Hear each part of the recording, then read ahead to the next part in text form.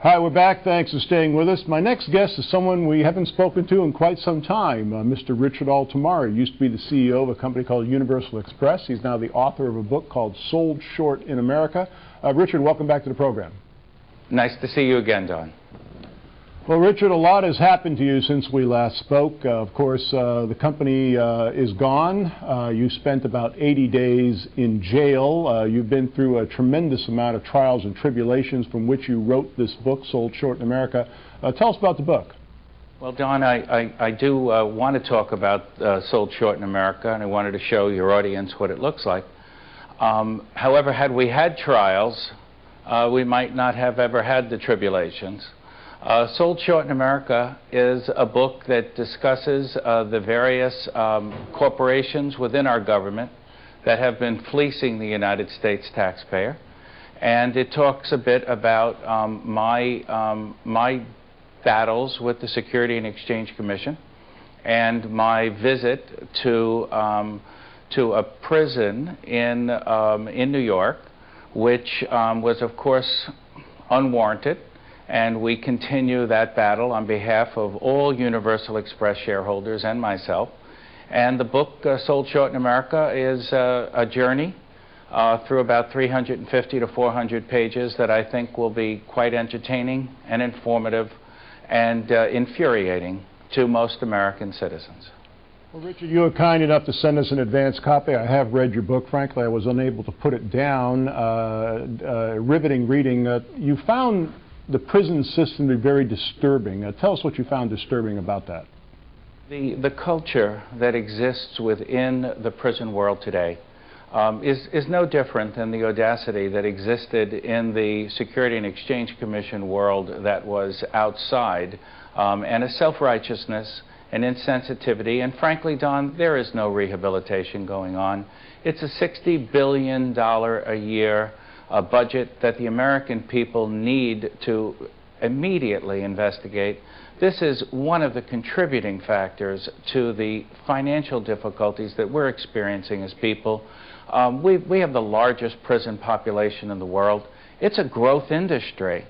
And that is ludicrous that the United States of America has 25% of the world's population. And I wish that the book were only about the prison system. Don, you know it's more than that. It's not only the prison system, the experience, the countless characters that we're able to introduce to the readers, but it's also about a judicial system that is almost operating, it appears, on a need to fill the prisons. And I was, as you know, a victim. That case continues on. Never tried, never found guilty of anything. But I was a threat because I was trying to warn the American people about problems within our trading system. And the Security and Exchange Commission didn't want the world to know that the emperor had no clothes. Again, I had mentioned when reading the book, I found it impossible to put down, but what I found particularly riveting was here you were a 60-year-old CEO. You literally changed the culture of that prison ward by merely demonstrating a work ethic. Tell us that story. Well, Don, I do thank the United States Marine Corps. I thank my wife. I thank many friends for establishing a positive self-expectancy. And I think that since our prisons, at least the prison that I experienced, which was one of solitary confinement, I think the audience should know that someone who had not committed a crime was placed in chains for 83 days.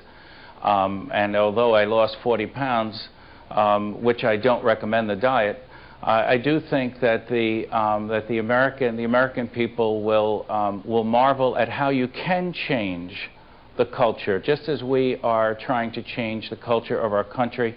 I think that good old American hard work and positive thought and trying to find the best in other people has always been a constant. And I think that's what the book is one of hope. The book is one of tremendous expose. And I think, and I thank you, Don, for saying you had difficulty putting it down. It's what I've been hearing from a number of people that have had the advance copies.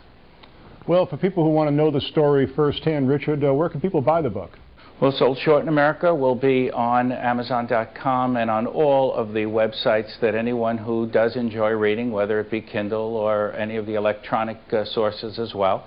It should be on in the next few days, and if someone wanted an advance copy, they could always go to www.soldshortinamerica.com, and we'll get them an advance copy prior to the book coming out on Amazon.